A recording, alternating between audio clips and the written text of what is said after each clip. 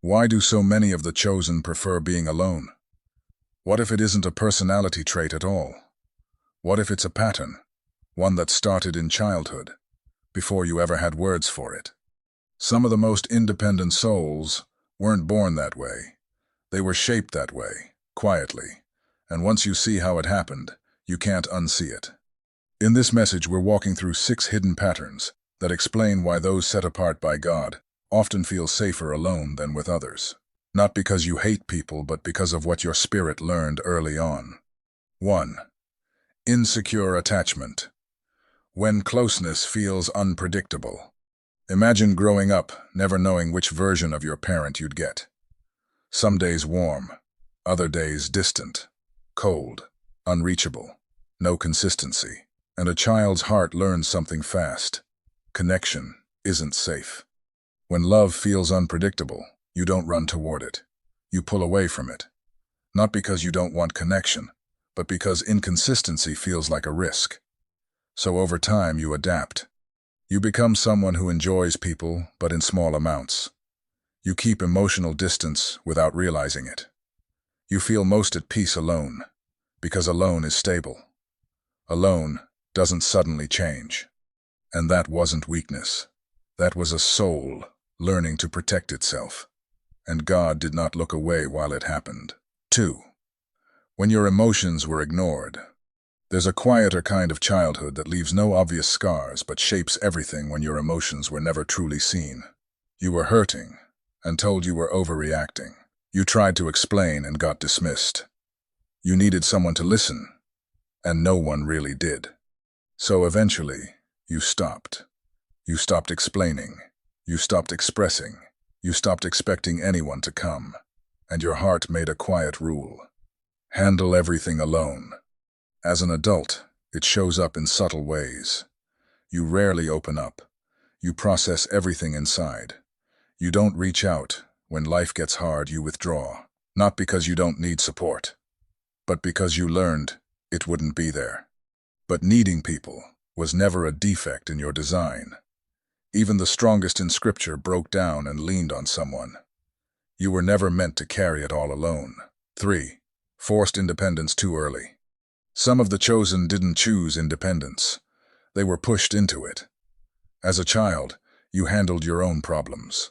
You calmed yourself down. You figured it out alone. And from that, a belief formed. I can only rely on myself. On the surface, that looks like strength. You're capable, responsible, self-sufficient. But underneath, there's a discomfort with vulnerability, with needing help, with depending on anyone. Because in your experience, needing help didn't feel safe. It felt like being ignored or becoming a burden. So you adapted. You stopped needing, or at least you convinced yourself you did. And being alone doesn't feel empty, it feels controlled. Choosing to be alone doesn't always mean someone is avoiding life. Sometimes it's the only place they've ever felt steady. Sometimes it's where God could finally reach them, in the quiet. 4. Social overload. When silence feels like recovery. Not everyone experiences the world the same way. For some of the chosen, being around others isn't just socializing, it's stimulation. Constant input. Voices, expectations, emotions, energy. And if you grew up in an environment that already felt overwhelming tension, pressure, unpredictability, your whole system adapted. It became more alert, more sensitive, more easily drained.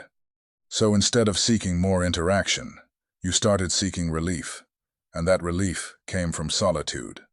Alone means no pressure to perform, no room to read, no emotional noise to carry, just quiet, just space, just enough distance for your spirit to finally slow down. For you, solitude isn't avoidance, it's recovery. Even Jesus withdrew to lonely places to pray. The quiet can be holy. It can be where you hear yourself again, and where you hear God. 5.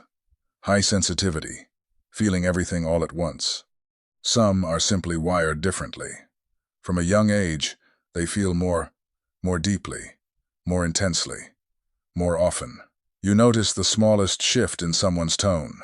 You pick up tension others walk right past. You absorb emotions that aren't even yours. And as a child, that can be overwhelming, especially if no one taught you how to carry it. So, you found your own way. You stepped back. You made space to think, to reset, to breathe. Without that space, everything became too much.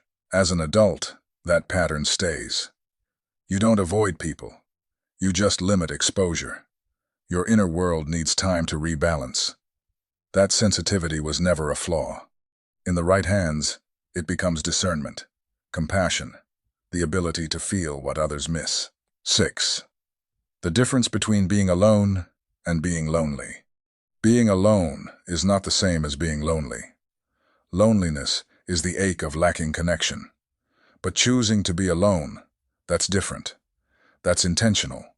That's peace.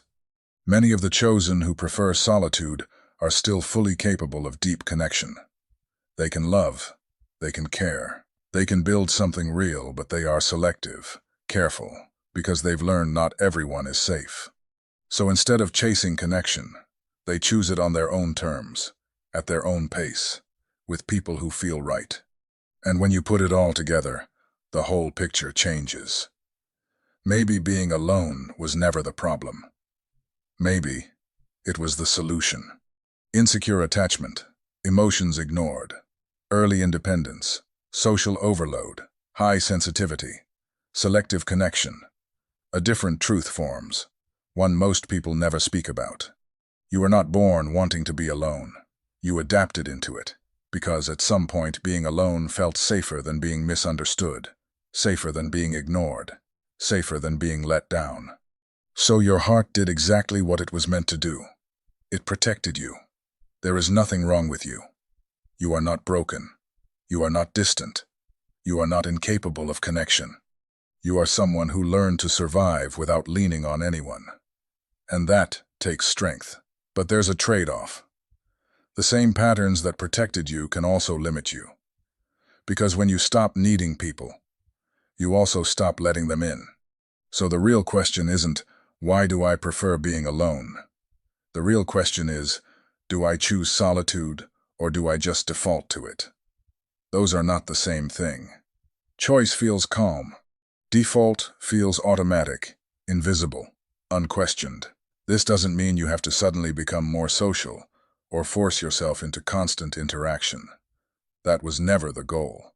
The goal is awareness to know when you're alone because you want to be, and when you're alone because it simply feels safer. Once you see the difference, you gain something powerful. Choice. Solitude is not a flaw. For the chosen, it's often where you think clearly, where you feel grounded, where you reconnect with yourself and with God. But it shouldn't be the only place you feel safe. You deserve connection that doesn't drain you. You deserve people who don't make you feel like a burden. You deserve relationships where you don't have to shrink yourself just to stay. And maybe you were never too distant. You were just protecting yourself the only way you knew how. Now that you can see it, you don't only have to survive it, you can choose something different. And you don't have to choose it alone. So, tell me in the comments, which of these 6 did you recognize in yourself first? Say it out loud, right here, because someone reading this needs to know they're not the only one.